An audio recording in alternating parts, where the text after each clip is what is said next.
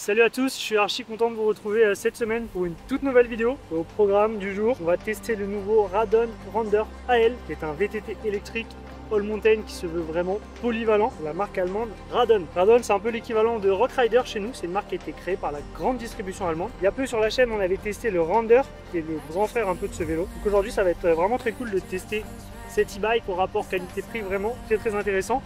Tourne autour des 4400 €. Ça, c'est vraiment cool. Je vous laisse avec des petites images d'action. Abonnez-vous si vous avez envie. Et après, on va décrire tout ce vélo. On va parler aussi de son comportement. Allez, à tout de suite.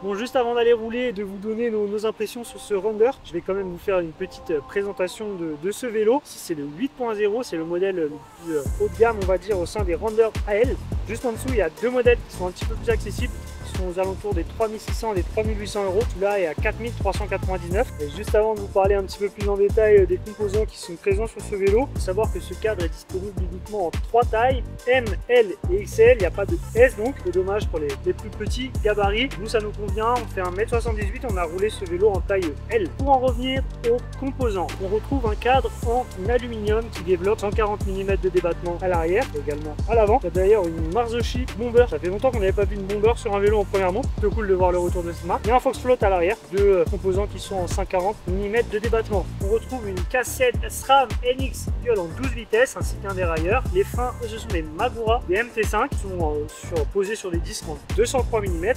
4 pistons à l'arrière et 4 pistons à l'avant, donc pour freiner la bête c'est vraiment suffisant et c'est bien important. Au niveau des roues, de 29 à l'arrière et de 29 à l'avant également, ce sont des cercles Sun réglés en 32 mm. Au niveau de la tige de selle, là cette fois c'est une tige de selle maison, une Radon en 150 mm sur la taille L, on est en 125 mm sur le cadre en taille M, 150 également sur le XL. La selle c'est aussi une Radon, franchement on était plutôt content, plutôt satisfait de ces composants à ce niveau là. Au niveau du cintre, c'est un race face en aluminium, 780 mm, je pense que ça convient au plus grand nombre, donc c'est vraiment bien. Juste un petit mot sur la monte pneumatique d'origine sur ce Rander AL 8.0, on retrouve un DHR en 2.4 à l'arrière, un DHF en 2.5 à l'avant. Personnellement, je dois avouer que je préfère un pneu en 2.4 à l'arrière, un petit peu plus fin pour avoir un petit peu plus de rendement. C'est vrai que de nos jours, on retrouve souvent des gros pneus en 2.6 sur les électriques. Moi de mon côté, je trouve qu'un 2.4 ça fait bien le taf. En tout cas, ça colle bien au programme de ce Rander AL 8.0. Qui dit VTT électrique dit forcément moteur, batterie, le système, le display ainsi que la manette. On retrouve donc le moteur Bosch Performance 6 qui développe 85 Nm de couple. La batterie, elle, de son côté, est en 750 Wh, qui explique le poids un peu conséquent de ce vélo. On a pesé aux alentours des 26 kg. La batterie est amovible. Bon, vous avouez que je suis pas fan du système pour enlever la batterie, ça fait un petit peu cheap, ça c'est pas top. On retrouve également un sabot moteur en plastique et lui de son côté aussi semble un peu fragile, ça c'est pas l'idéal. Au niveau du moteur et du display, là on retrouve tout le smart system, là il n'y a vraiment aucun souci à ce niveau là. Les 4 niveaux d'assistance, ça c'est très bien aussi. Et puis bien sûr on peut rentrer via l'application Flow dans le détail des modes d'assistance et les personnaliser. Et vous avez des attentes très particulières à ce niveau là, vous pouvez bosser dessus, ça c'est vraiment une référence et c'est vraiment bien pour le vélo. On va aller rouler dans quelques minutes, là dans quelques instants, puis après je vous donnerai toutes mes impressions, que ce soit au niveau du comportement global du vélo, dans les descentes, un peu quand on a envie de faire du franchissement. Puis voilà, ça promet parce que ce bike a sur le papier très beau CV, il semble avoir des bonnes qualités.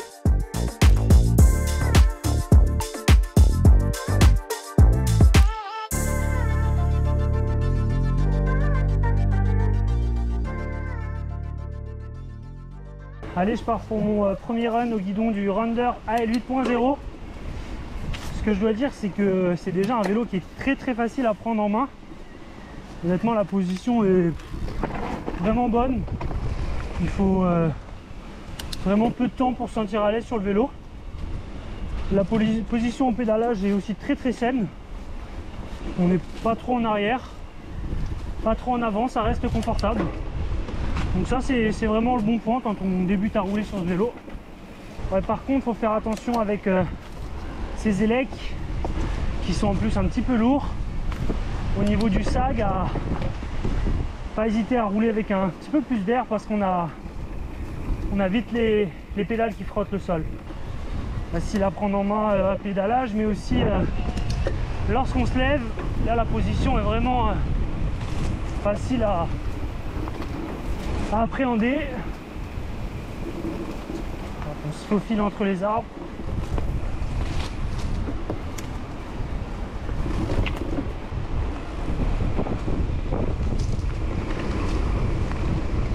Hop là, on se faufile bien avec ce Runder. Hop là, faut baisser un peu la tête. On se faufile vraiment partout, sans difficulté. Il est efficace, il tient bien le pavé. Ce genre de petit trail, c'est vraiment pas mal. Après voilà, c'est vrai qu'il n'est pas très fun. Il est efficace. Hop, regardez-moi ce paysage. Hop, ça freine pas mal avec ces Magura. On a mis un petit peu de temps à rôder. Mais là c'est pas mal. Et là on va arriver dans un secteur où le Runder excelle vraiment. C'est dans les montées. Je trouve que ce Runder est un vrai chamois. Regardez-moi encore ce beau paysage.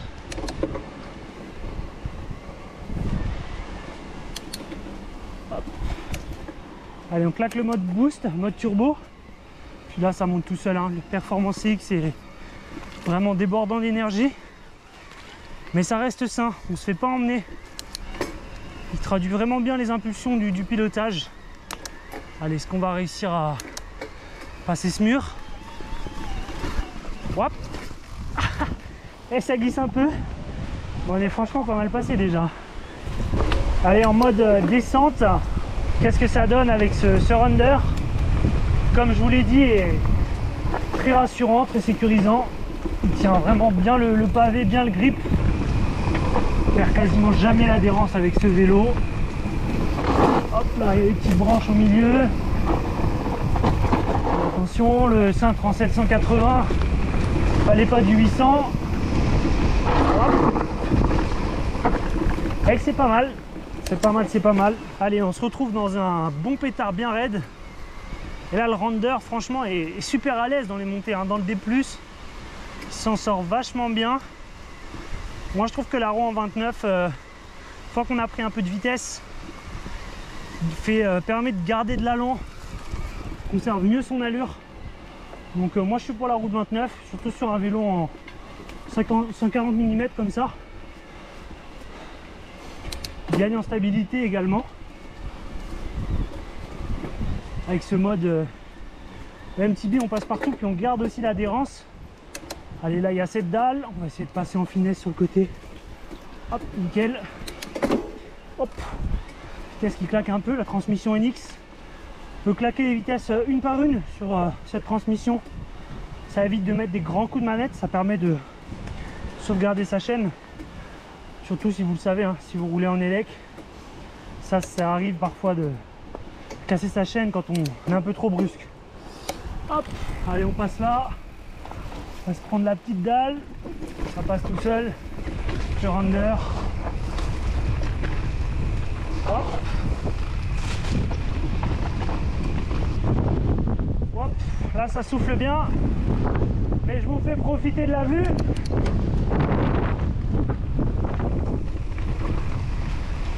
Là on est sur un magnifique trail dans le 95 dans le Val d'Oise, côté de la Roche-Guyon pour ceux qui connaissent.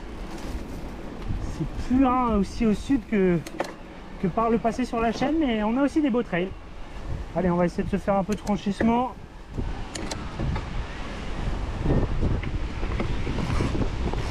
Ah, et là c'est pas passé très propre, mais bon, ça passe quand même, c'est l'essentiel. Et là franchement, Performance X là est juste impressionnant, hein. Je vous ai dit que c'était un vrai chamois, mais je vous mens pas, on peut passer vraiment partout, monter partout. Bon, par contre, je regrette un peu le comportement de la Marzocchi, qui manque selon moi un peu de peps. En puissance, elle est là, elle nous apporte du confort. Mais quand on se décide vraiment à piloter avec un peu plus de vivacité, je trouve qu'elle manque un peu de répondant. Après voilà, c'est aussi une question de préférence. Et là sur un sentier pareil, c'est vrai que c'est un pur régal de rouler avec ce Rounder et ce moteur. Et on va se refaire une dernière petite montée. Je sais pas si vous avez vu, j'ai mis le mode turbo, je la connais. Elle est bien raide. Et en ce mois d'été d'août un peu humide, c'est pas gagné que j'arrive à passer. Allez hop, on tente. Hop. Yes. Allez, ça passe tout seul. Ça,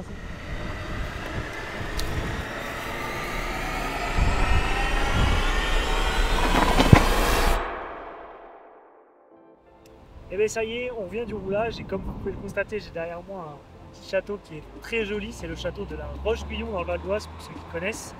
Ce qui est top, c'est qu'autour de ce spot, il y a des trails qui sont vraiment cool, qui se prêtent vraiment à la pratique du VTT-AE. Franchement, le Radon Rounder AL 8.0 est vraiment un vélo qui est facile à prendre en main. Ça, c'est ce qui frappe quand on commence à le rouler. On est tout de suite à l'aise dessus, il n'y a pas besoin d'un énorme temps d'adaptation. Dès que la tige de selle sur les tracks, piloter, prendre plaisir avec, c'est vraiment automatique. Il est vraiment efficace aussi, ça c'est cool. Par contre, moi ce que je lui reproche, c'est un petit manque de fun. Voilà, c'est pas le vélo qui va vous mettre la banane à tous les instants. Il est vraiment efficace, un petit peu austère, je dirais, au pilotage. Ça reste pas moins plaisant et facile à prendre en main, donc ça c'est quand même un bon point. Comme je viens de vous le dire, lorsqu'il est question de D+, ce Rounder est vraiment super à l'aise. Le Bosch Performance CX, il est forcément pour quelque chose. C'est vraiment un moteur qui est facile à prendre en main lui aussi, très bien étagé. La puissance n'arrive pas de façon déraisonnée. On s'adapte vraiment bien à ses impulsions et ça c'est cool. Il ne faut pas toujours se mettre en mode turbo pour passer les difficultés et les marches les plus difficiles. Parfois mieux vaut être en EMTB, ça permet d'avoir un peu moins de puissance, d'avoir un peu plus de toucher, un peu plus de vélocité. Ça c'est vraiment très intéressant. Moi je valide le fait qu'ils sont en 29 pouces à l'arrière et également à l'avant. Je sais qu'aujourd'hui il y a beaucoup de VTT-AE qui sont en mulette avec un gros pneu 2.6 à l'arrière. Moi je trouve que le fait vraiment d'avoir une route 29 ou 2.4, ça le rend un peu plus vivace.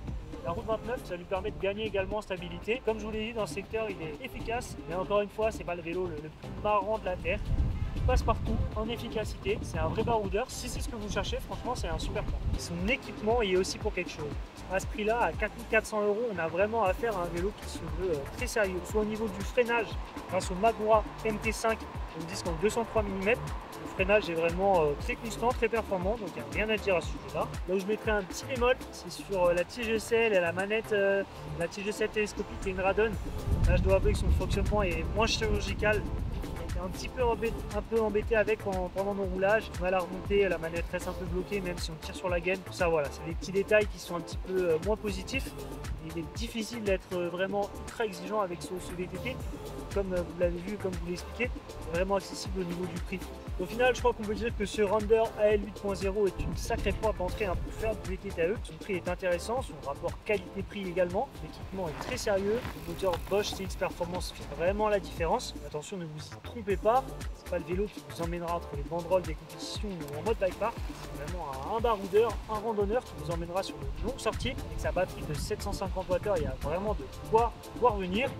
Au niveau définition, c'est vrai que bon, voilà, il est difficile d'être totalement exigeant avec ce vélo, mais il y a quand même des petits détails qui pêchent. Au niveau des soudures du cadre, qui sont un petit peu sympas. Même au niveau de la batterie, du cache de la batterie, c'est pas forcément au top du top. Ça ne donne pas une impression de premium, mais voilà, c'est un vélo au rapport qualité-prix très intéressant. On nous excuse donc ces quelques petits défauts. Et bien ça y est, cette petite vidéo touche à sa fin. J'espère que vous avez apprécié qu'on fasse un test sur Radon Rounder. Franchement quand même un vélo plutôt cool, vraiment accessible. Dites-nous à l'avenir si vous voulez qu'on fasse d'autres tests comme ça de VTT ou de VTT-AE. Et n'hésitez pas à vous abonner et à liker, ça fait toujours plaisir. Et moi je vous dis à la semaine prochaine pour une nouvelle vidéo. Ciao!